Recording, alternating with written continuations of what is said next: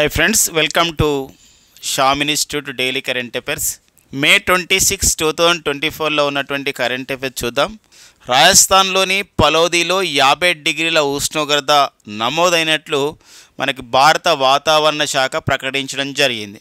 So ఈ మధ్య కాలంలో ఇలా మన దేశంలో ఒక ప్రాంతంలో 50 డిగ్రీల ఉష్ణోగ్రత నమోదు కావడం ప్రథమం. కాబట్టి ఏ రోజున 50 డిగ్రీల ఉష్ణోగ్రత నమోదైంది, ఏ రాష్ట్రంలో నమోదైంది, దాని పేరేంటి, మనకి కాంపిటేటివ్ ఎగ్జామ్లో ఇంపార్టెన్స్గా మనకు ఉంటుంది.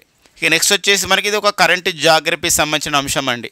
అండ్ పూర్ణిమ శ్రేష్ఠ, సో వార్తల్లో వ్యక్తిగా ఒక ల్యాండ్ అడ్వెంచర్ అని చెప్పేసి అంటాం. ఒక పర్వత అంటే ఒక ఎవరెస్ట్ శిఖరాన్ని అధిరోహించి రికార్డు పొందడం జరిగింది. అది కూడా సో మరి 2 వారాల్లో 3 సార్లు ఎవరెస్ట్ అధిరోహించడం జరిగింది మరి పూర్ణిమ శ్రేష్ఠ.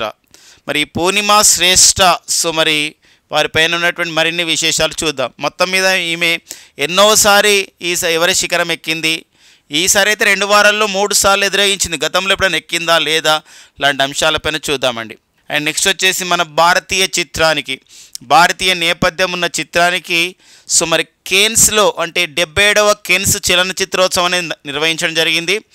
సో జనరల్గా ప్రతి సంవత్సరం మే నెలలో లేదా జూన్ ఈ 2 నెలల్లో ఏదో ఒక నెలలో మరి ఈసారి అయితే మే నెలలో కేన్స్ చలనచిత్రోత్సవం నిర్వహించడం జరిగింది. కేన్స్ అనే ప్రాంతంలో సో ఫ్రాన్స్ దేశంలో. సో మరి ఈ నేపథ్యంలో అక్కడ కేన్స్ గ్రాండ్ ప్రిక్స్ అవార్డు అని చెప్పేసి అంటాం. అంటే ఫామ్ డి ఓనర్ తర్వాత 2వ అత్యున్నతమైనటువంటి కేన్స్ అవార్డు వచ్చేసి కేన్స్ గ్రాండ్ ప్రిక్స్ అవార్డు. జనరల్గా గ్రాండ్ ప్రిక్స్ అనే వర్డ్ని మనం జనరల్గా ఫార్ములా 1 రేసింగ్లో మనం యూజ్ చేస్తాము. కానీ ఇక్కడ గ్రాండ్ ప్రిక్స్ అనే అవార్డు ఉంటున్న విషయం గమనించండి. ఇది చలనచిత్ర రంగానికి ఇస్తారు. కేన్స్ చలనచిత్రోత్సవంలో మరి భారతీయ చిత్రానికి కేన్స్ గ్రాండ్ ప్రిక్స్ అవార్డు వచ్చింది. ఏ విషయంలో, ఏ చిత్రము ఏంటి అని చూద్దామండి. నెక్స్ట్ వచ్చేసి మనకి ప్రపంచంలోనే అతిపెద్ద ఒక పండుగ అయిన ప్రజాస్వామ్య ఎన్నికల పండుగ భారతదేశంలో మరి కొనసాగుతూ ఉంది. ఇప్పుడు మనకి మొత్తం 7 విడతలు ఈ భారత ఎన్నికల సంఘం నిర్వహిస్తున్నటువంటి 18వ లోకసభ ఎన్నికలు లేదా సార్వత్రిక ఎన్నికలు అనేది సో మరి 7 దశలు నిర్వహిస్తే మరి 6వ విడత లోకసభ ఎన్నికల పోలింగ్ పూర్తి కావడం జరిగింది మే 25, 2024న. మరి 6వ విడతలో 61.11% పోలింగ్ నమోదైనట్లు భారత ఎన్నికల సంఘం ధృవీకరించడం జరిగిందనమాట. ఈ నెక్స్ట్ వచ్చేసి మనకి ఇదొక ఎన్నికల సంఘం విషయం, ఒక కరెంట్ పాలిటిక్ మనం డిస్కస్ చేసుకోవచ్చు కరెంట్ అఫైర్స్లో భాగంగా. ఈ నెక్స్ట్ వచ్చేసి విక్టర్ ఓర్బన్, సో హంగేరీ దేశ ప్రధాని. సో మరి విక్టర్ ఓర్బన్ ఒక ప్రకటన చేయడం జరిగింది. ఈ ప్రకటన ఒక అంతర్జాతీయ కూటమిలో ప్రపంచంలో అతిపెద్ద సైనిక కూటమి so only military organization in the వరల్డ్గా పిలువబడే నాటోలో ఒక సంబంధించినటువంటి ఒక కుదింపు జరిగింది. ఒక రకమైనటువంటి ఒక క్రైసిస్ దారి తీయబోతుందా అన్నట్టు ఉంది ఈ ప్రకటన. సో ఆ నేపథ్యంలో మరి విక్టర్ ఓర్బన్ హంగేరీ ప్రధాని చేసిన ప్రకటన ఏంటి చూద్దామండి. అండ్ నెక్స్ట్ వచ్చేసి ఫ్రాన్స్ ఆర్థిక సంక్షోభంలో ఉన్నటువంటి విషయం. మరి ఆర్థిక సంక్షోభం నుండి ఒక విధంగా ఓవర్కమ్ చేసుకోవడానికి ఫ్రాన్స్లోని కొందరు ఆర్థికవేత్తలు ఒక రకమైన ట్యాక్స్ని విధించాలని ఒక ప్రతిపాదన చేయడం జరిగింది. ఆ ప్రతిపాదన ఏంటి అంటే కరోడ్పతి ట్యాక్స్. దానికి సంబంధించిన విశేషాలు చూద్దాం. అంతేకాకుండా మరి ఆర్చరీ ప్రపంచ కప్ అంటే విలువిద్య సంబంధించినటువంటి ఏదైతే ఉందో మనకు సో మరి ఆ సంబంధించినటువంటి ఆర్చరీ ప్రపంచ కప్ 2024 విశేషాలలో మన భారత నేపథ్యం ఏందో చూద్దామని. ఇవి మనకి మే 26, 2024లో ఉన్నటువంటి ముఖ్యమైన ఎగ్జామ్ ఓరియంటెడ్ కరెంట్ అఫైర్స్ అండి. మరి రాజస్థాన్లోని పలౌదీ అనే ప్రాంతంలో సో పలౌదీ ప్రాంతం ఉంది. సో రాజస్థాన్లోని పలౌదీ అండి. సో 50 డిగ్రీల ఉష్ణోగ్రత, 50 డిగ్రీల సెల్సియస్ అండి, 50 డిగ్రీల సెల్సియస్ ఉష్ణోగ్రత అనేది నమోదు కావడం జరిగింది. సో 2019 తర్వాత మన దేశంలో ఇలా 50 డిగ్రీల ఉష్ణోగ్రత నమోదు కావడం, అత్యధిక ఉష్ణోగ్రత నమోదు కావడం ఇదే ప్రథమం అనమాట. ఈ నేపథ్యంలో మన భారత వాతావరణ శాఖ ఇండియన్ మెటీరియలాజికల్ డిపార్ట్మెంట్ ప్రకటించింది. మరి రాజస్థాన్లోని పలౌదీలో సో మరి పలౌదీలో ఏ రోజున 50 డిగ్రీల ఉష్ణోగ్రతకు చేరింది, 50 డిగ్రీల సెల్సియస్ ఉష్ణోగ్రతకి చేరింది ఆ ప్రాంతం అంటే ఇక్కడ మే 25, 2024న చేరిందని ఐఎండి అనగా ఇండియన్ మెటీరియలాజికల్ డిపార్ట్మెంట్ అండి. ఐఎండి అంటే Indian meteorological department and meteorological department భారత వాతావరణ శాఖ.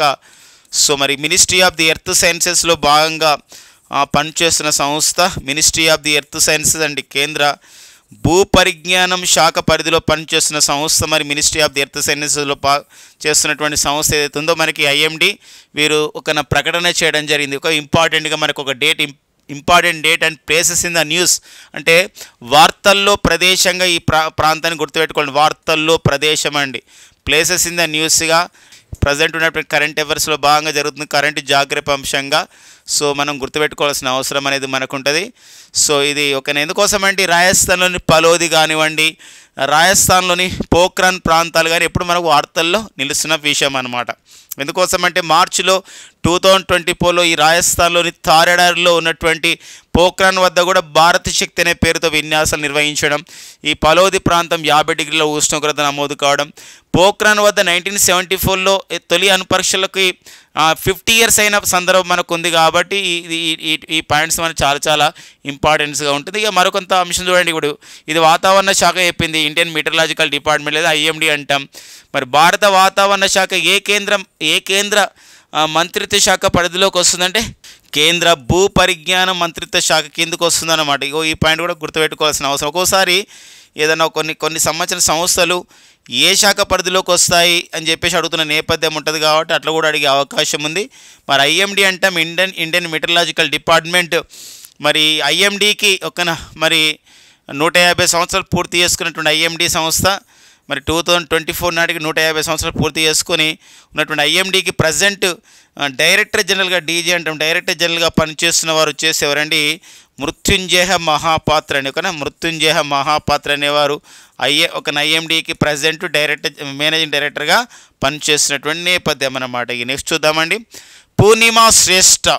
సో మరి ఏంటంటే పూర్ణిమ శ్రేష్ఠ యొక్క ప్రత్యేకత మనం చూద్దామండి. సో మరి పూర్ణిమ శ్రేష్ఠ వీరి యొక్క ప్రత్యేకత ఏంటంటే ఈ మే నెలలోనే 2 వారాల్లో 2 వీక్స్లో 2 వారాలలో 2 వీక్స్లో 3 సార్లు ఎవరెస్ట్ శిఖరాన్ని అధిరోహించడం జరిగింది అనేది ఒక రికార్డ్ అనమాట. ఇది మొత్తం మీద ఒక 2 వారాలంటే ఒక 14 రోజులు, 14 రోజులలో 2 సార్లు అంటే ఎవరెస్ట్ శిఖరం అధిరోహించడం అంటే ఎక్కడం మళ్ళీ దిగడం అవుతుంది. కాబట్టి ఇట్లా 3 సార్లు ఎవరెస్ట్ శిఖరాన్ని అధిరోహించి ఒక రికార్డు పొందడం జరిగిందనమాట.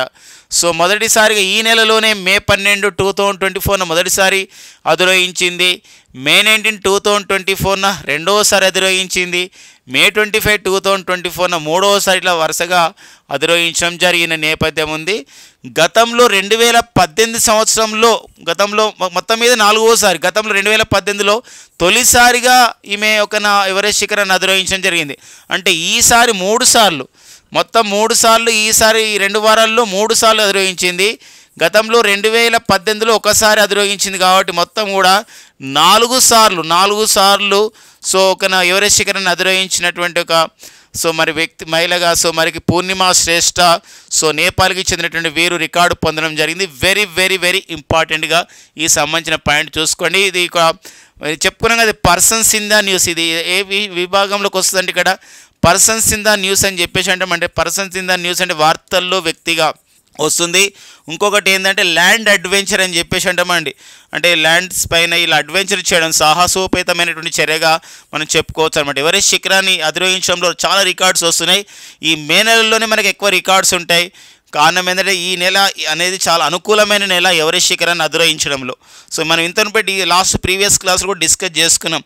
ఎవరెస్ట్ శిఖరాన్ని అత్యధికంగా అధిరోహించిన వ్యక్తులలో ఇప్పుడు రికార్డు పొందారు నేపాల్కి చెందినటువంటి కామి రీటా షెర్పా. 30వసారి, మొత్తం గతంలో 29 సార్లు, ఇప్పుడు మరోసారి అధిరోహించడం మరోసారి ఎవరెస్ట్ శిఖరాన్ని వీరు అధిరోహించడం జరిగింది. మొత్తం మీద 30వసారి ఎవరెస్ట్ శిఖరాన్ని అధిరోహించి మరి రికార్డు పొందడం జరిగింది. ఎవరంటే నేపాల్కి చెందినటువంటి కామి రీటా షెర్పా. వీళ్ళ మనకి ఇంపార్టెన్స్గా ఈ యొక్క సంబంధించినటువంటి అడ్వెంచర్ అనేది వార్తల్లో ఉంటుందన్నమాట. ఇక నెక్స్ట్ వచ్చేసి మనకి భారతీయ చిత్రానికి కేన్స్ గ్రాండ్ ప్రిక్స్ అవార్డు రావడం జరిగింది. పాయల్ కపాడియా మరి పాయల్ కపాడియా నిర్మించినటువంటి చిత్రం all we imagine as you light అనే చిత్రానికి గాను all we imagine as you light అనే చిత్రానికి ఇక్కడ గ్రాండ్ ప్రిక్స్ అవార్డు రావడం జరిగిందండి. మనకి ఇక్కడ ఏంటంటే ఈ కేన్స్ చలనచిత్రోత్సవం ఒక ప్రత్యేకత చూడండి. 77వ కేన్స్ చలనచిత్రోత్సవం, 77వ మరి కేన్స్ చలనచిత్రోత్సవం కేన్స్ ఫిలిం ఫెస్టివల్ అని చెప్పేసి అంటాం. ఇది మనకి 2024 సో మేలో ఎక్కడ నిర్వహించుకోవడం జరిగిందంటే ఫ్రాన్స్ దేశం నిర్వహించుకోవడం జరిగింది. ఒక్కోసారి అడిగే అవకాశం ఉంటుంది, కేన్స్ చలనచిత్రోత్సవానికి మరి ఎక్కడ నిర్వహిస్తారంటే ఫ్రాన్స్లో నిర్వహిస్తారు. ఇందులో అత్యున్నతమైన అవార్డు ఒకటి ఏంటంటే పామ్ డి ఓర్ అనే అవార్డు అండి, పామ్ డి ఓర్ అనే అవార్డు. దీని తర్వాత పామ్ డి ఓర్ తర్వాత రెండో అత్యున్నతమైన అవార్డు ఏంటంటే గ్రాండ్ ప్రిక్స్ అవార్డు. ఆ అవార్డు పొందినటువంటి చిత్రం వచ్చేసి మన భారతీయ చిత్రం all we imagine as you light. So మరి ఈ చిత్రాన్ని నిర్మించిన వారు వచ్చేసి ఇక్కడ ఏంటంటే ఇక్కడ సో పాయల్ కపాడియా ఈ చిత్రాన్ని సో నిర్మించడం ద్వారా వారు న్యూస్లో ఉండడం జరిగింది. వెరీ వెరీ ఇంపార్టెంట్గా మనకు ఉంటుందండి. మరి ఇది అవార్డ్స్ అంటే ఇక్కడ బహుమతులు, తర్వాత నెక్స్ట్ వచ్చేసి ప్రైజెస్ ఏమైతే అంటామో అవార్డ్స్ అంటామో పురస్కారాల విషయంలో మనకి ఇంపార్టెంట్గా మనకు ఉంటుందండి. ఓకేనా, నెక్స్ట్ చూద్దాం. సో మనకి ఆల్రెడీ చెప్పుకున్నాం కదా మై డియర్ ఫ్రెండ్స్, మరి మార్చి 16 సో మార్చి 16 2024 మన భారత ఎన్నికల సంఘం 18వ లోకసభ ఎన్నికల యొక్క షెడ్యూల్ని ఒక ఎన్నికల సంబంధించినటువంటి నిర్వహణ షెడ్యూల్ని లేదా దీన్నే మనం సార్వత్రిక ఎన్నికలు లేదా జనరల్ ఎలక్షన్స్ అని చెప్పేసి అంటాం, ఈ ఎన్నికలని షెడ్యూల్ని విడుదల చేయడం జరిగింది. సో మొత్తం మీద ఏప్రిల్ 19తో స్టార్ట్ అయినటువంటి తొలి విడతతో పోలిస్తే ఇప్పుడు ఏప్రిల్ 19 ఇలా తొలి విడత, ఏప్రిల్ 26 రెండో విడత, మే 7 మూడో విడత, మే 13 మన 4వ విడత మన ఆంధ్రప్రదేశ్ తెలంగాణ రాష్ట్రంలో. ఆంధ్రప్రదేశ్లో శాసనసభతో పాటు ఆంధ్రప్రదేశ్లో ఉన్నటువంటి 25 లోకసభ స్థానాలకి, తెలంగాణలో మరి 17 లోకసభ స్థానాలకి మే 13లో ఎన్నికలు జరిగినాయి. సో ఇప్పుడు మే 20 సో మరి ఇక్కడ 5వ విడత జరిగితే ఇప్పుడు 6వ విడత అండి. 6వ విడత వచ్చేసి ఇక్కడ మే 25 సో మరి 2024 జరిగినటువంటి 6వ విడతలో మరి 61.11% ఎన్నికల యొక్క అంటే అంతమంది పాల్గొనడం జరిగింది అనమాట. ప్రతి మంది 100 మంది ఓటర్లో అంతమంది పాల్గొనడం జరిగింది. ఇది మనకు ఒక ఇంపార్టెన్స్గా మనకు ఉంటుంది. ఇంకొక విడత ఉందండి ఈ లోకసభ ఎన్నికలు, మొత్తం 7 విడతలు కదా. ఈ మొత్తం 7 విడతల్లో మరో విడత 7వ విడత ఈ లోకసభ ఎన్నికలు అనేది మనకి వెరీ సూన్గా జూన్ 1న నిర్వహించబోతున్నారు. సో మరి జూన్ 1 2024 సో మనకి ఇక్కడ 7వ విడత ఎన్నికలు నిర్వహించబోతున్నారు. దీంతో మొత్తం సార్వత్రిక ఎన్నికలు లోకసభ ఎన్నికలు కంప్లీట్ కాబోతున్నాయి. సో జూన్ 4 2024 మన భారత ఎన్నికల సంఘం ఎన్నికల ఫలితాలని విడుదల చేయబోతుంది. National election commission announced results on which date అంటే ఇక్కడ దట్ ఈజ్ ఆన్ జూన్ 4 2024 అండి. ఇందులో మొత్తం 7వ దశ ఎన్నికలైన తర్వాత యావరేజ్గా ఎంత పోలింగ్ అయింది ఇంపార్టెంట్గా పాటుగా దీనిపైన ఖచ్చితంగా విశ్లేషణాత్మకంగా అడిగే క్వశ్చన్లో మనం చూసినట్లయితే మొత్తం 7 విడతల్లో జరిగినటువంటి ఎన్నికలలో మొత్తం ఏ విడతలో ఎక్కువగా ఎన్నికల యొక్క పర్సెంటేజ్ ఆఫ్ ది ఓటింగ్ ఎక్కువ జరిగింది అని చెప్పేసి అన్నప్పుడు ఇక్కడ సో మరి 4వ విడత అని చెప్పొచ్చు. 4వ విడతలో 4వ విడత అండ్ నెక్స్ట్ వచ్చేసి ఇంకోటి 2వ విడతలో చూడండి సుమారుగా ఇంచుమించుగా సేమ్గా జరిగింది 66.71%. 2వ విడతలో లోకసభ ఎన్నికల్లో అండ్ 4వ విడత లోకసభ ఎన్నికల్లో కూడా మనకి 66.71% జరగడం జరిగిందనమాట. ఇప్పటివరకు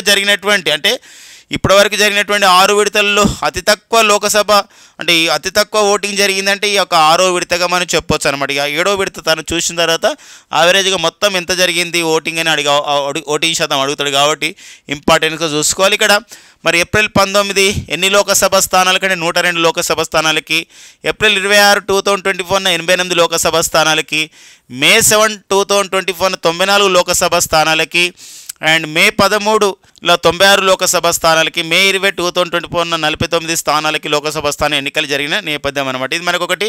సో ఇది మనం గుర్తుపెట్టుకోవాల్సిన అంశాల్లో ఒకటి ఎన్నికల విషయంలో.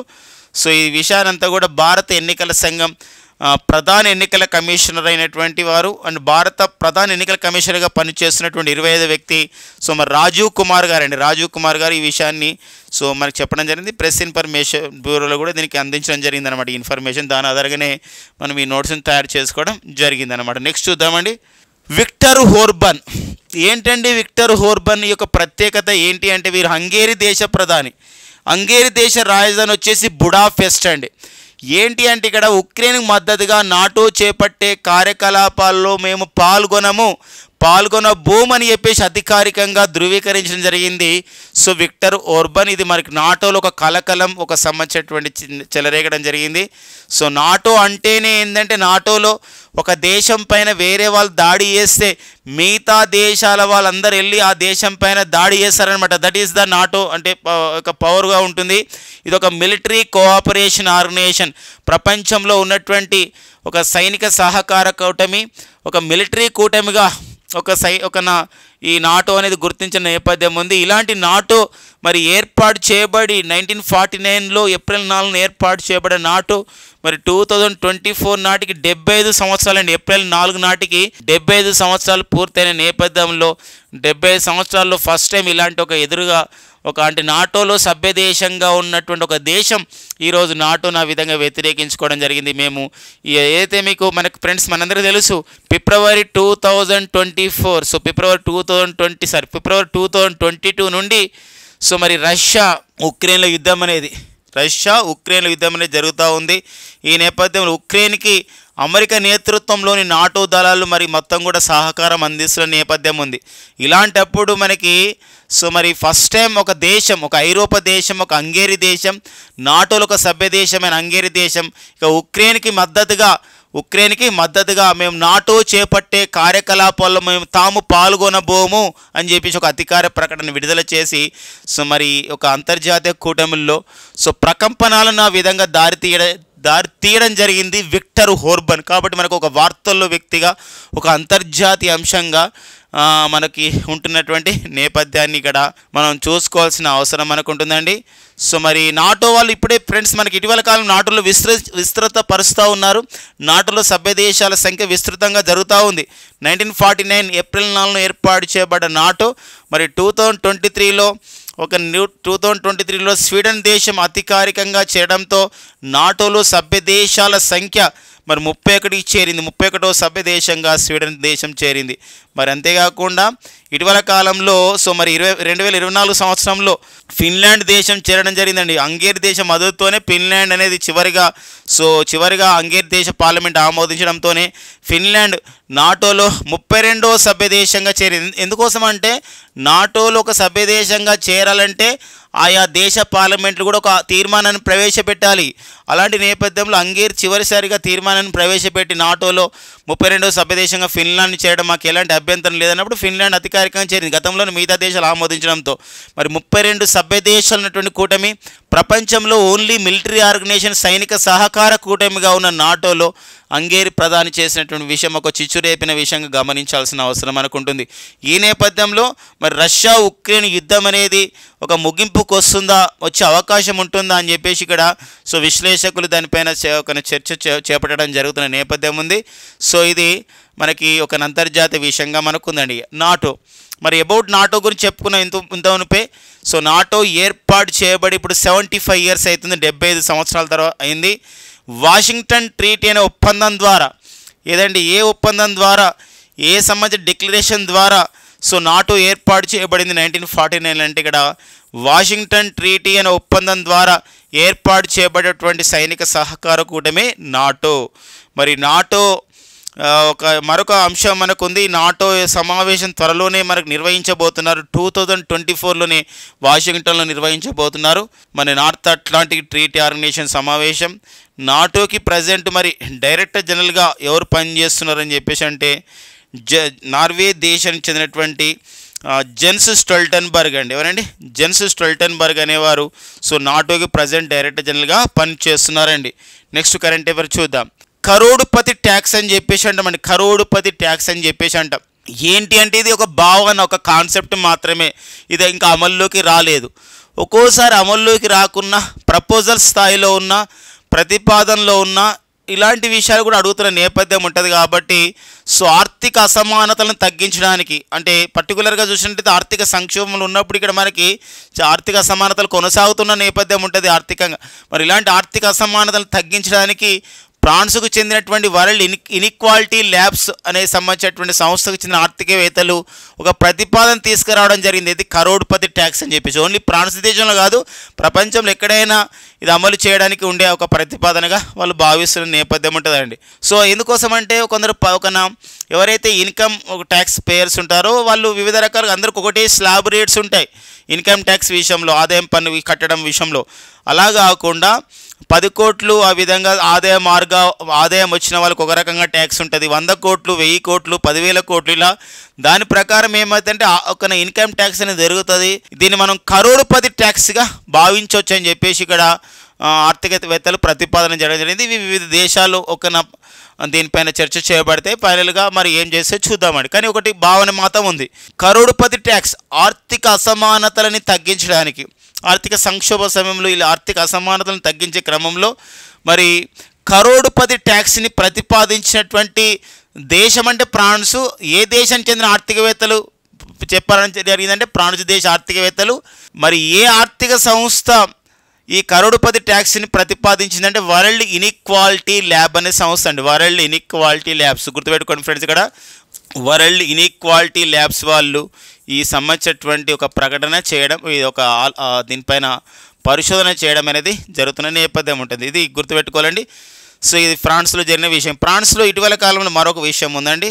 ప్రపంచంలోనే తొలిసారిగా అబార్షన్ అంటాం, లేదా గర్భ విచ్ఛిత్తి అని చెప్పేసి అంటాం, లేదా గర్భస్రావం అని చెప్పేసి అంటాం. ఈ గర్భస్రావం చేసుకోవడాన్ని ఒక రాజ్యాంగ హక్కుగా, ఒక కాన్స్టిట్యూషన్ రైట్గా ప్రకటించినటువంటి దేశం వచ్చేసి ఏంటంటే అది మనకి ఇక్కడ ఫ్రాన్స్ దేశం first of it's kind country అన్నమాట. ప్రపంచంలో ఫస్ట్ టైం గర్భస్రావాన్ని లేదా గర్భ విచ్ఛిత్తిని అబార్షన్ని చట్టబద్ధత కల్పిస్తూ ఒక రాజ్యాంగ హక్కుగా ప్రకటించుకున్న దేశం వచ్చేసి ఇక్కడ ఫ్రాన్స్ దేశం. అంతేకాకుండా ఫ్రాన్స్ ఇటీవల న్యూస్లో ఉంది, మన భారత్కు చెందినటువంటి మన యూపీఐ సిస్టాన్ని, నగదు రహిత లావాదేవీల సిస్టమ్ అయినటువంటి యూపీఐని అనగా యూనిఫైడ్ పేమెంట్ ఇంటర్ఫేస్ సిస్టాన్ని యూనిఫైడ్ పేమెంట్ ఇంటర్ఫేస్ అని చెప్పేసి అంటామండి. యూనిఫైడ్ పేమెంట్ ఇంటర్ఫేస్ సిస్టమ్ అండి. యూనిఫైడ్ పేమెంట్ ఇంటర్ఫేస్ సిస్టాన్ని మనకి ఇక్కడ యాక్సెప్ట్ చేసినటువంటి తొలి ఐరోపా దేశం ఏంటి అంటే అది మనకి ఫ్రాన్స్ దేశం అనే అంశం గుర్తుపెట్టుకోండి. ఫ్రాన్స్ ప్రస్తుత అధ్యక్షుడు, అంతేకాక ఇతడు ఒక ఇంపార్టెంట్ పర్సన్ అంటే మనకి ఇమాన్యుయల్ మేక్రాన్. మరి ఇతను ఇటీవల కాలంలో మన భారత పర్యటనకు వచ్చాడు. జనవరి 26, 2024 భారత గణతంత్ర దినోత్సవాలకి ముఖ్య అతిథిగా వచ్చిన వారు వచ్చేసి ఇమాన్యుయల్ మేక్రాన్ అండి. ఇతను ఫ్రాన్స్ అధ్యక్షుడు, ఫ్రాన్స్ అధ్యక్షుడు అండి. ఇమాన్యుయల్ మేక్రాన్ మరి ఫ్రాన్స్ ప్రస్తుత ప్రధాని. ఫ్రాన్స్కు చిన్న వయసులో 34 ఇయర్స్లోనే ఫ్రాన్స్కు ప్రధానమంత్రిగా పనిచేస్తున్నారు. అతని పేరే గేబ్రియల్ ఒటాల్ అనేవారు ఫ్రాన్స్ ప్రస్తుత ప్రధాని. అండ్ 40 సంవత్సరాల వయసులో, అతి చిన్న వయసులో ఫ్రాన్స్కు ప్రధానమంత్రి కావడం జరిగినటువంటి నేపథ్యం అనమాట. ఓకేనా. అట్లా మనకి ఇంపార్టెంట్గా ఉంటుంది. ఇవన్నీ కూడా ట్యాక్స్ సిస్టమ్ కానివ్వండి, ఇవన్నీ కూడా ఎక్కువ WTOలో ఇలాంటి ప్రపంచ వాణిజ్య సంస్థలో ప్రపంచ వాణిజ్య సంస్థ సంబంధించినటువంటి నిర్ణయాలు కూడా ఇందులో కొన్ని జోడిస్తారు. ప్రపంచ వాణిజ్య సంస్థ కూడా దీనిపైన అధ్యయనం చేయబోతుంది కరోడ్పతి ట్యాక్స్ని. ఎందుకోసం అంటే ఈ ట్యాక్స్ సిస్టమ్ని ప్రకటించడంలో ఫ్రాన్స్ ముందంజలో ఉంటుంది. ఎందుకోసం అంటే ఇప్పుడు చూడండి, 1984లోనే ప్రపంచంలో తొలిసారిగా గూడ్స్ అండ్ సర్వీసెస్ ట్యాక్స్ అండి, GST, గూడ్స్ అండ్ సర్వీసెస్ ట్యాక్స్ని ప్రపంచంలో తొలిసారిగా మరి గూడ్స్ అండ్ సర్వీసెస్ ట్యాక్స్ని అమల్లోకి తెచ్చినటువంటి తొలి దేశం కూడా ఏదండి మనకి ఫ్రాన్స్ దేశమే. 2017 జూలై 1న మన భారతదేశం గూడ్స్ అండ్ సర్వీసెస్ ట్యాక్స్ని తీసుకురావడం జరిగింది 161వ దేశంగా. మరి ఆ విషయం గుర్తుపెట్టుకోవాలండి. నెక్స్ట్ చూద్దాం, ఆర్చరీ ప్రపంచ కప్ 2024 అండి. మరి ఆర్చరీ అని చెప్పేసి అంటే మనకు విలువిద్య, మనకు ఒక బాణము సంబంధించినటువంటి ఇది ఉండడం, బో అండ్ ఆరో. మరి ఇలాంటి దానితో మనము ఆడడమే ఒక విలువిద్యగా మనం పిలుస్తాము ఆర్చరీ అని చెప్పేసి అంటే ఇంగ్లీష్లో. మరి archery world cup, archery world cup ఎక్కడ జరుగుతుందండి? ఈ ఆర్చరీ వరల్డ్ కప్ అనేది అంటే చైనాలో జరుగుతుంది. ఇందులో కాంపౌండ్ మహిళల జట్టులు అంటే ఇద్దరికన్నా ఎక్కువగా పాల్గొంటే దాన్ని కాంపౌండ్ మహిళల జట్టుగా అంటారు. ఇద్దరికంటే అందరికంటే ఇద్దరంటే మనకు మిక్స్ డబుల్స్గా ఉంటుంది. కాంపౌండ్ అంటే ఎక్కువ అనమాట. అంటే ముగ్గురు మన భారత మహిళా క్రీడాకారులైనటువంటి మన తెలుగు తేజమైనటువంటి జ్యోతి సురేఖ, పర్నీత్ కౌర్ అండ్ నెక్స్ట్ అదితి స్వామి, ఈ ముగ్గురు పాల్గొన్నటువంటి ఒక ఆర్చరీ ప్రపంచ కప్లో కాంపౌండ్ విభాగంలో మహిళల విభాగంలో గోల్డ్ మెడల్ సాధించడం ద్వారా రికార్డు పొందడం జరిగింది. సో ఈ మహిళలు అనమాట, ఈ మహిళా క్రీడాకారులు, ఈ మహిళా ఆర్చరీ క్రీడాకారులు. సో మరి ఈ మధ్యకాలంలో జ్యోతి సురేఖ వెన్నం మన తెలుగు రాష్ట్రాలకు చెందినటువంటి ఆర్చరీ క్రీడాకారిని ఎంతో ఘనతను సాధించడం జరిగింది. సో వారితో పాటుగా పర్నీత్ కౌర్, అదితి స్వామి, ఈ ముగ్గురు కూడా మనకి ఏ క్రీడాకారులుగా అంటారు? ఆర్చరీ క్రీడాకారులు, ఆర్చరీ స్పోర్ట్స్ పర్సన్స్గా, సో ఆర్చరీ స్పోర్ట్స్ ఉమెన్గా వీరు ఎంతో గుర్తింపు పొందడం జరిగింది. ఒక్కోసారి మనకి ఏంటంటే స్పోర్ట్స్ పర్సన్స్ వాళ్ళ యొక్క స్పోర్ట్స్ అడుగుతారు కాబట్టి జ్యోతి సురేఖ, పర్నీత్ కౌర్ అండ్ అదితి స్వామి వీళ్ళందరూ కూడా స్పోర్ట్స్ ఉమెన్లో, మరి వీళ్ళు స్పోర్ట్స్ ఉమెన్ అయిన వీరు ఆర్చరీలో ఫేమస్గా ఉన్నారు. వీరు ఆర్చరీ ప్రపంచ కప్ 2024లో కాంపౌండ్ మహిళల జట్టు విభాగంలో టీం విభాగంలో గోల్డ్ మెడల్ సాధించి ఒక రికార్డు పొందడం జరిగిందన్నమాట. ఓకేనండి. ఇక నెక్స్ట్ వచ్చేసి ఫ్రెండ్స్, ఇక ఫ్రాన్స్ అంటే మనకు ఫ్రాన్స్ దేశం అంటే కేన్స్ ఫిల్మ్ ఫెస్టివల్ ఎంత ఫేమసో, ఫ్రాన్స్ దేశంలో నిర్వహించే కేన్స్ ఫిల్మ్ ఫెస్టివల్ ఎంత ఫేమసో అదేవిధంగా ఫ్రాన్స్ అంటే మనకు ఒక ఆట కూడా అంత ఫేమస్ అండి, ఒక స్పోర్ట్ అంతా, ఒక గేమ్ అంతా కూడా అదే ఫేమస్.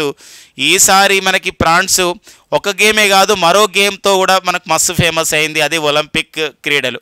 ఒలింపిక్ క్రీడలు అనేది మనకి నెక్స్ట్ మంత్ ప్రారంభమవుతాయి ఫ్రాన్స్లో 33 ఒలింపిక్ క్రీడలు. మరి ఇప్పుడు ఫ్రాన్స్లో మే నెలలో నిర్వహిస్తారు, మే అండ్ జూన్లో. సో అదే మనకి ఫ్రెంచ్ ఓపెన్ టెన్నిస్ అండి, చాలా ఇంపార్టెంట్గా మనకు ఉంటుందండి ఫ్రెంచ్ ఓపెన్ టెన్నిస్. మరి ఫ్రెంచ్ ఓపెన్ టెన్నిస్ అనేది ఒక సంబంధించినటువంటి క్లే కోర్టు పైన జరిగే టోర్నమెంట్, ఒక మట్టి కోర్టు లేదా క్లే కోర్టుపై జరిగే టోర్నమెంట్. క్లే కోర్టుపై జరిగే ఏకైక గ్రాండ్ స్లామ్ టోర్నమెంట్ అంటే కూడా ఏదండి ఫ్రెంచ్ ఓపెన్ టెన్నిస్. ఒక సంవత్సరంలో జరిగే రెండవ గ్రాండ్ స్లామ్ టోర్నమెంట్ ఏదంటే అది ఫ్రెంచ్ ఓపెన్ అండి. ఎందుకోసం అంటే ఒక సంవత్సరంలో వరుసగా జరిగే గ్రాండ్ స్లామ్ టోర్నమెంట్స్ ఏవంటి ఇక్కడ.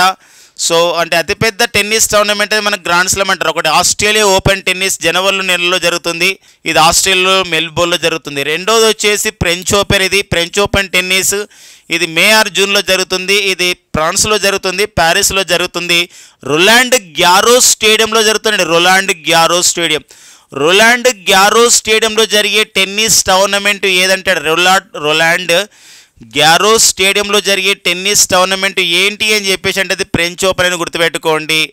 ఒక తర్వాత ఆస్ట్రేలియా ఓపెన్, ఫ్రెంచ్ ఓపెన్ తర్వాత నెక్స్ట్ జరిగే టోర్నమెంట్ వచ్చేసి వింబుల్డన్ టోర్నమెంట్, ఇది మనకు లండన్లో జరుగుతుంది, గ్రాస్ కోర్టుపై జరుగుతుంది.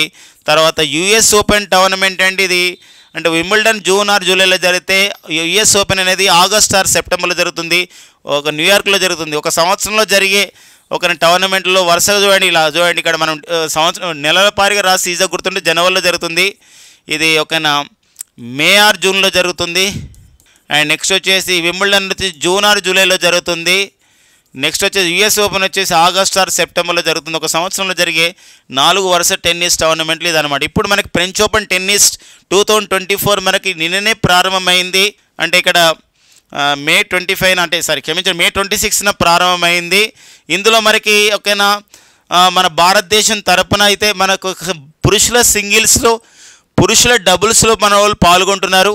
పురుషుల సింగిల్స్లో మన భారతీయ టెన్నిస్ క్రీడాకారుడు సుమిత్ నగల్ మరి తన యొక్క భవితవ్యాన్ని నిర్ణయించుకోబోతున్నారు. మరి మంచి ఆడి ఫలితాన్ని ఆ విధంగా మంచి ఫలితాన్ని సాధించాలని మనం కోరుకుందాం. రోహన్ బోపన్న, మాథ్యూ హెబ్డెన్, సో ప్రపంచమంతా వీరి వైపే చూస్తుంది. రోహన్ బోపన్న, మాథ్యూ హెబ్డెన్ ఎందుకోసం అంటే సో మరి అతి ఎక్కువ వయసులోనే ఆల్రెడీ గ్రాండ్ స్లామ్ టోర్నమెంట్ సాధించినటువంటి ప్రపంచంలో ఒక క్రీడాకారుడిగా మన భారతీయుడైనటువంటి మన కన్నడకు చెందిన రోహన్ బోపన్ ఆల్రెడీ ఒక రికార్డు సాధించడం జరిగింది.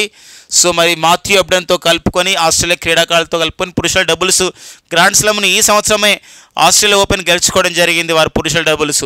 మరి ఈసారి మరి రోహన్ బోపన్ ఎలాంటి ఫలితాన్ని మనకి అందిస్తాడు మాథ్యూ హెబ్డెన్తో పురుషుల డబుల్స్లో తన భవితవ్యాన్ని నిరూపించుకోబోతున్నాడు రోహన్ బోపన్న మాథ్యూ హెబ్డెన్తో కలుపుకొని. అండ్ భారతీయుడైనటువంటి యూకీ బాబ్రీ అండ్ ఫ్రాన్స్ దేశానికి చెందినటువంటి హాల్బన్లు సంయుక్తంగా ఈసారి కూడా పురుషుల డబుల్స్లో పాల్గొనబోతున్నారు. వీరి యొక్క భవితవ్యం కూడా తెలియబోతుంది. అండ్ మరొక విషయం అండి, రఫెల్ నాదల్ మరి స్పెయిన్ బుల్లుగా కింగ్ ఆఫ్ ది క్లే కోర్టుగా అంటే క్లే కోర్టులో జరిగే టోర్నమెంట్ వచ్చేసి మనకి ఇక్కడ ఓకేనా ఫ్రెంచ్ ఓపెన్. మరి ఇలాంటి ఫ్రెంచ్ ఓపెన్ ఒక clay king of the clay కోర్టుగా, మట్టి కోర్టు రాజుగా పిలువబడేవారు స్పెయిన్ దేశానికి చెందిన రఫేల్ నాదల్. మరి 22 గ్రాండ్ స్లామ్ టైటిల్ సాధించాడు ఇంతవరకు. 22 గ్రాండ్ స్లామ్ టైటిల్లో 14 గ్రాండ్ స్లామ్ టైటిల్ అనేది ఫ్రెంచ్ ఓపెన్ టైటిల్ అండి. మొత్తం చూడండి 14 టైటిల్స్ ఫ్రెంచ్ ఓపెన్, మిగతా అంతా కూడా సో మనకి 8 టైటిల్స్ అనేది మిగతా క్రీడకు సంబంధించింది. అలాంటి రఫేల్ నాదల్ ఈసారి మరి పురుషుల డబుల్స్లో అతను ఒక పురుషుల సింగిల్స్ మ్యాచ్ ఆడబోతున్నాడు. సార్ క్షమించండి, ఇక్కడ పురుషుల డబుల్స్ అనబడింది. పురుషుల సింగిల్స్లో తన భవితవ్యాన్ని నిర్వహించుకోబోతున్నాడు. సో ఇతను మరి ఈ యొక్క చివరిగా అంటే క్రీడా విశ్లేషకులు భావిస్తున్నారు ఇది చివరి ఫ్రెంచ్ ఓపెన్ టెన్నిస్ టోర్నమెంట్ కావచ్చు రఫేల్ నాదల్కి ఏజ్ దృష్ట్యా అని చెప్పేసి అంటున్న నేపథ్యం, ఫిట్నెస్ దృష్ట్యా తను అనౌన్స్మెంట్ చేయబోతున్నాడు. ఈ సంవత్సరమే తన అంతర్జాతీయ టెన్నిస్కి రిటైర్మెంట్ను ప్రకటించబోతున్నా అని చెప్పేసి మనకు ఊహాగానాలు అందుతున్నాయి. అండ్ నెక్స్ట్ వచ్చేసి మనకి ఇగా స్వైటిక్ అండి. ఇగా స్వైటిక్ పోలాండ్ దేశానికి చెందిన క్రీడాకారిణి. ఇప్పటివరకు ఈమె 3 గ్రాండ్ స్లామ్ టైటిల్ సాధించింది. ఈసారి మరి మహిళల సింగిల్స్ టైటిల్ని కూడా సాధించబోతున్నారండి. మహిళల సింగిల్స్ టైటిల్ని కూడా వీరు పాల్గొనబోతున్నారు. మరి వీరి యొక్క భవితవ్యం తెలియబోతుంది. ఈ సంవత్సరం ఇగా స్వైటిక్ మ్యాడ్రిడ్ ఓపెన్ టెన్నిస్లో, మ్యాడ్రిడ్ అంటే స్పెయిన్ రాజధాని మ్యాడ్రిడ్లో జరిగినటువంటి మ్యాడ్రిడ్ ఓపెన్ టెన్నిస్లో వీరు ఆల్రెడీ మహిళల సింగిల్స్ టైటిల్ సాధించారు. ఇటాలియన్ ఓపెన్ టెన్నిస్లో మహిళల సింగిల్స్ టైటిల్ సాధించి మంచి ఒక ఫామ్లో ఉన్నారు మరి ఇగా స్వైటిక్. మరి ఈసారి 4వ గ్రాండ్ స్లామ్ టైటిల్ సాధించబోతారా ఫ్రెంచ్ ఓపెన్తో అని చెప్పేసి సో క్రీడా విశ్లేషకులు భావిస్తున్నారు. ఈ క్రీడాకారులు మనకు చాలా చాలా ఇంపార్టెంట్గా ఉంటారండి. సో ఇది ఒక స్పోర్ట్స్ విభాగం నుండి ఈ పాయింట్ మనకు చాలా ఇంపార్టెన్స్ ఉంటుంది. సో మరి 77వ కేన్స్ చలనచిత్రోత్సవం పైన మరో విషయం ఉందండి. ఆల్రెడీ కేన్స్ ఫిల్మ్ ఫెస్టివల్లో 2024 సంవత్సరం 77వ కేన్స్ ఫిల్మ్ ఫెస్టివల్ ఆల్రెడీ మనకి Cannes grand prix award already మన భారతీయ చిత్రం సొంతమైంది. మరి ఇలాంటి విషయంలో అన్సర్టెన్ రిగార్డ్ అనే ఒక విభాగం ఉంటుందండి. అన్సర్టెన్ రిగార్డ్ అనేది ఒక విభాగం. ఈ అన్సర్టెన్ రికార్డ్ అంటే ఇంగ్లీష్లో రాస్తాడు. అన్సర్టెన్ రిగార్డ్ అంటే ఒక ప్రత్యేకమైన కేటగిరీ లేకుండా వివిధ కేటగిరీల సంబంధించినటువంటి సినిమాలు ఇందులో పోటీ పడతాయి. ఇలా అన్సర్టెన్ రిగార్డ్ అనే కేటగిరీ విభాగంలో ఉత్తమ నటిగా భారతీయ నటి అయినటువంటి పశ్చిమ బెంగాల్ రాష్ట్రానికి చెందిన నటి అయినటువంటి అనసూయ సేన్ గుప్తా మరి కోలకత్తాకు చెందిన వీరికి అవార్డు రావడం జరిగింది. ది షేమ్లెస్ అనే ఒక హిందీ సినిమాలో కానీ నటనకు గాను అవార్డు వచ్చింది. దర్శకుడు దీనికి షేమ్లెస్ అనే చిత్రానికి దర్శకుడు వచ్చేసి కాన్స్టాంటిన్ బెజనోస్. ఒక వేశ్య విషయంలో జరుగుతున్న పరిణామాలని ఈ సినిమాలో చిత్రీకరించడం జరిగిందనమాట. వెరీ వెరీ ఇంపార్టెంట్గా మనకు ఉంటుందండి. అంతేవిధంగా 77వ కేన్స్ చలనచిత్రోత్సవంలో అన్సర్టెన్ రిగార్డ్ విభాగంలో ఉత్తమ నటిగా పొందిన అనసూయ సేన్ గుప్తా ది షేమ్లెస్ అనే హిందీ సినిమా నటనకు గాని అవార్డు వచ్చింది. ది షేమ్లెస్ సినిమా దర్శకుడు ఎవరు అన్నప్పుడు ఇక్కడ కాన్స్టాంటిన్ బొజనోవ్ అండి. కాన్స్టాంటిన్ బొజనోవ్ దీని దర్శకుడుగా ఉన్నారు. మరొక విషయం గమనించాల్సిన అవసరం ఉంది. సో ఈ 77వ కేన్స్ చలనచిత్రోత్సవంలో లా సినఫ్ అనే విభాగం ఉంటుందండి. లా సినఫ్ అనే విభాగంలో మొదటి బహుమతి పొందిన భారతీయ లఘు చిత్రం షార్ట్ ఫిల్మ్ వచ్చేసి sunflowers for the first ones to know అని చెప్పేసి sunflowers for the first ones to know అనే ఒక దానికి ఒక షార్ట్ ఫిల్మ్కి ఈ యొక్క డాక్యుమెంటరీకి ఒక లఘు చిత్రానికి ఈ అవార్డు అనేది రావడం జరిగింది. అండ్ మన భారతీయ నేపథ్యం ఉన్నది. అండ్ నెక్స్ట్ వచ్చేసి లా సినిప్ విభాగంలో 3వ బహుమతి కూడా మన భారతీయ నేపథ్యం ఉన్నటువంటి బనీహుడ్ అనే ఒక యానిమేషన్కి ఆ విధంగా అవార్డు అనేది రావడం జరిగింది. మొత్తం మీద చూస్తే 77వ కేన్స్ ఫిల్మ్ ఫెస్టివల్లో సో ఆల్రెడీ చెప్పుకున్నాను తెలుసుగా మనకి పాయల్ కపాడియా చిత్రం ఒక అవార్డు వచ్చింది, grand prix award. And Anasuya Sen గుప్తాకు 2వ అవార్డు అండి. అండ్ నెక్స్ట్ వచ్చేసి ఇక్కడ 2 మనకి షార్ట్ ఫిల్మ్, ఒకటి యానిమేషన్ ఒక బహుమతి. అండ్ నెక్స్ట్ వచ్చేసి షార్ట్ ఫిల్మ్లలో ఒకటి, మొత్తం 4 అవార్డులు ఈ 77వ కేన్స్ చలనచిత్రోత్సవంలో రావడం జరిగింది. ఖచ్చితంగా దీనిపైన మన ఎగ్జామినేషన్లో ఎక్స్పెక్ట్ చేయడానికి అనుకుంటున్న నేపథ్యం ఉందండి. 77వ కేన్స్ చలనచిత్రోత్సవం 2024 ఫ్రాన్స్ దేశంలో నిర్వహించిన చలనచిత్రోత్సవం అండి. ఇక నెక్స్ట్ వచ్చేసి మనకి ఫ్రాన్స్ దేశం టెస్ట్ చేయడం జరిగింది ఒక రకమైనటువంటి ఒక క్షిపణి వ్యవస్థని. అదంటే ఇక్కడ ఆస్పా అంటారండి. ASMPA మిజైల్ అండి. Air sol medium range missile అని చెప్పేసి అంటాం. Air launched land attacked super sonic cruise missile అని చెప్పేసి అంటాం. అంటే కాంతి వేగంతో దూసుకెళ్లే ఈ సూపర్ సానిక్ మిజైల్ని క్రూయిజ్ మిసైల్ ప్రత్యేకత ఏంటంటే క్రూయిజ్ మిసైల్ ఒక ఇంజన్ ఉంటుంది, దాని ఆధారితంగా ఇది కంట్రోల్ చేయబడుతుంది అనే విషయం గమనించండి. మరి అలాంటి మిసైల్ టెస్ట్ చేయడం జరిగింది. మరొక విషయం, ఈ యొక్క ఆస్పా మిసైల్లో మనకు గగనతలం నుండి ఉపరితలం యొక్క లక్ష్యాలను ఛేదిస్తుంది మిసైల్. మరి 3300 కిలోమీటర్ల లక్ష్యాలను ఛేదించే మిసైల్ ఇక్కడ ఆస్పా మిసైల్. మనకి ఎగ్జామినేషన్లో అడిగే విషయం ఏంటంటే ఇక్కడ అంటే ఇది ఎయిర్ సోల్ అంటే అర్థం ఏంటంటే ఇది మనకు ఒక ఎయిర్ సోల్ అంటే ఇక్కడ ల్యాండ్ అని అర్థం చేసుకోవచ్చు ఫ్రాన్స్ భాషలో. ఆస్పా మిసైల్ అనేది ఏ దేశం చెందింది, ఎంత ఉంది, అణ్వస్త్ర సామర్థ్యం అంటే అణ్వస్త్రాలు కూడా అణుబాంబులు కూడా తీసుకెళ్లే సామర్థ్యం దీనికి ఉంది. 300 కిలోమీటర్ల లక్ష్యాలను ఛేదిస్తుంది ఈ యొక్క ఫ్రాన్స్ దేశం చెందిన ఈ మిసైల్ అండి. ఓకేనా, నెక్స్ట్ చూద్దాం. మౌంట్ ఇబు అంటే ఇది ఒక వాల్కనో, ఇది ఒక అగ్ని పర్వతం. ఒక అగ్ని పర్వతం మనకు న్యూస్లో ఉంది. అగ్ని పర్వతాలు గుర్తుపెట్టుకోండి. అగ్ని పర్వతాలు కరెంటు జాగ్రత్త విషయంలో చాలా ఇంపార్టెంట్గా ఉంటుంది. ఈ మధ్య కాలంలోనే మౌంట్ ఎరిబస్ మనకి అంటార్టికా ప్రాంతంలోని ఒక మౌంట్ ఎరిబస్ అనేది మనకు మస్తు ఇంపార్టెంట్గా ఉంది. ఈ ప్రాంతంలో మరి ఈ అగ్నిపర్వతం ఒక బద్దలు కావడం కూడా జరిగింది. ఈ మధ్య కాలంలో మౌంట్ మెరాపిన్ అగ్నిపర్వతం మనకు న్యూస్లో ఉంది. ఇది మనకి ఇండోనేషియా దేశంలో ఉన్నటువంటి అగ్నిపర్వతంగా మనకు ఉంది. మరి ఇప్పుడు మౌంట్ ఇబు ఇది కూడా ఇండోనేషియాకు చెందినటువంటి ఒక అగ్నిపర్వతమే. ఇది యాక్టివ్ స్ట్రాటో వాల్కనో అంటే వాల్కనో అగ్నిపర్వతం. ఇది ఏ రకమైన వాల్కనో, స్ట్రాటో వాల్కనో. ఇది ఎక్కడ కలదంటే ఇది ఇండోనేషియాలో ఆల్మేరా చూడండి, ఇండోనేషియాలోని ఆల్మేరా ఒక దీవిలో ఈ యొక్క అగ్నిపర్వతం ఉంది. ఆల్మేరా దీవి అనేది మనకి ఇండోనేషియాకి ఒక నార్త్ వెస్ట్ కోస్ట్లో మనకి ఇది ఉంటున్న నేపథ్యం మనకు ఉంటుందండి. ఇది మౌంట్ ఇబు అగ్నిపర్వతం. మరొకసారి ఒక అగ్నిపర్వతం లావా బయటికి రావడం, ఎరప్షన్ అగ్నిపర్వతం పేలు కావడం, ఎరప్షన్ జరగడం అంటారు. అందులో లావా రావడం జరిగింది. సుమారు 4 కిలోమీటర్ల వరకు వెదజల్లుతుంది ఈ అగ్నిపర్వత శిలలు అని చెప్పేసి మనకు న్యూస్లో ఉంది. ఏ రకమైన అగ్నిపర్వతం, ఎక్కడ జరిగింది, ఏ దేశం, మనం ఇక్కడ ఇంపార్టెంట్గా మనకు ఉంటుందండి. ఓకేనా, నెక్స్ట్ కరెంట్ అఫైర్ చూద్దాం. క్వశ్చన్ ఆఫ్ ది డేగా ఈరోజు ఉన్నటువంటి క్వశ్చన్, ఒక సంవత్సరంలో జరిగే గ్రాండ్ స్లమ్ టోర్నీలను కాలక్రమానుగతంగా అమర్చండి అని చెప్పేసి అన్నాడు. అంటే ఇక్కడ arrange the following grand slams as in chronologically అంటే క్రొనలాజికల్గా అమర్చాలి. క్రొనలాజికల్ అంటే ఒక సంవత్సరం ఆధారంగా గ్రాండ్ స్లమ్ టోర్నీలని కాలక్రమానుగతంగా అమర్చుకోవాలి. ఇప్పుడు చూడండి, ఇప్పుడు ఫ్రెంచ్ ఓపెన్ ఉంది, US open, Wimbledon open, Australia open అన్నాడు. ఫ్రెంచ్ ఓపెన్ అనేది మనకి మే లేదా జూన్లో జరుగుతుందండి. జరుగుతుంది. యుఎస్ ఓపెన్ అనేది ఆగస్టు లేదా సెప్టెంబర్లో జరుగుతుంది, ఒక సంవత్సరంలో, ఒక ఇయర్ క్యాలెండర్లో. వింబుల్డన్ అనేది జూన్ ఆర్ జూలైలో జరుగుతుందండి, ఆస్ట్రేలియా ఓపెన్ జనవరి లేదా ఫిబ్రవరిలో జరుగుతుందండి. అలాంటప్పుడు చూడండి, జనవరి లేదా ఫిబ్రవరిలో జరుగుతుంది. అలాంటప్పుడు ఒక సంవత్సరంలో జరిగే గ్రాండ్ స్లామ్ టోర్నమెంట్ కాలక్రమానుగతంగా అంటే ఇక్కడ ఇప్పుడు మనకి నెంబర్ వేద్దాం. ఫస్ట్ జరిగేది ఇప్పుడు ఆస్ట్రేలియా ఓపెన్, తర్వాత జరిగేది ఏదండి, ఓకేనా, తర్వాత జరిగేది చూడండి ఫ్రెంచ్ ఓపెన్ అండి రెండవది, అండ్ తర్వాత వింబుల్డన్ జరుగుతుంది మూడవది, తర్వాత నెక్స్ట్ వచ్చేసి యుఎస్ ఓపెన్ నాలుగవది. కాబట్టి ఇట్లా ఉన్నాయి మనకి సిరీస్. ఇక్కడ చూడండి 1, 2, 3, 4 అన్నాడు, కాదండి. అంటే 2, 3, 4 ఒకటి ఫస్ట్ యుఎస్ ఓపెన్ జరుగుతుందని ఇచ్చాడు, కాదండి. ఇక్కడ మనం చూడండి ఆస్ట్రేలియా ఓపెన్, ఇక్కడ చూడండి ఇక్కడ వింబుల్డన్ ఇచ్చాడు ఫస్ట్ జరుగుతుంది, కాదండి. ఇక్కడ ఫస్ట్ రైట్ ఆన్సర్ అండి. ఫోర్త్ అంటే ఏంది, ఇక్కడ ఆస్ట్రేలియా ఓపెన్ జరుగుతుంది ఫస్ట్, ఇది. సెకండ్ అంటే ఎక్కడ ఉందండి, ఇది ఫ్రెంచ్ ఓపెన్ జరుగుతుంది. థర్డ్ ఏంది, ఇక్కడ వింబుల్డన్ జరుగుతుంది, యుఎస్ ఓపెన్ చివరిగా జరుగుతుంది. కాబట్టి ఇక్కడ థర్డ్ ఆప్షన్ అనేది మనకు రైట్ ఆన్సర్ అనేది మనకు అవుతున్న నేపథ్యం ఉంటుందండి. సో ఇట్లా మనకి ఇంపార్టెంట్గా ఉంటుంది. ఇందులో మరి ఫ్రెంచ్ ఓపెన్ అనేది క్లే కోర్టుపై జరుగుతుంది, రొలాండ్ గ్యారోస్ స్టేడియంలో జరుగుతుందండి. రొలాండ్ గ్యారోస్ స్టేడియంలో జరిగే అంతర్జాతీయ టోర్నమెంట్ ఏది అని అడగడం జరిగిందండి. ఇది ఫ్రాన్స్ రాజధాని ప్యారిస్లో ఉంటుంది గ్రౌండ్, ఇది క్లే కోర్ట్ గ్రౌండ్ అన్నమాట. యుఎస్ ఓపెన్ అనేది హార్డ్ కోర్టుపై జరుగుతుంది, న్యూయార్క్లో జరుగుతుంది. వింబుల్డన్ అనేది గ్రాస్ కోర్టుపై జరుగుతుంది, లండన్లో జరుగుతుందండి.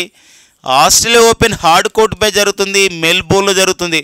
ఒక్కోసారి ఇది నిర్వహించుకునే ఒక ప్లేసెస్ కూడా అవ్వచ్చు. ఆస్ట్రేలియా ఓపెన్ టెన్నిస్ ఎక్కడ జరుగుతుంది, మెల్బోర్న్లో జరుగుతుంది. వింబుల్డన్ ఎక్కడ జరుగుతుంది, లండన్లో జరుగుతుంది. యుఎస్ ఓపెన్ ఎక్కడ జరుగుతుంది, న్యూయార్క్లో జరుగుతుంది.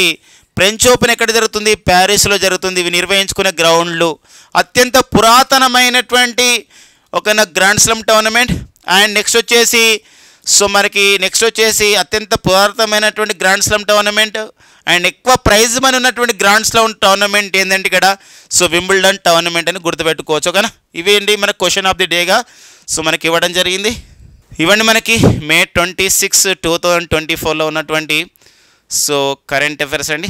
Thank you friends and all the best.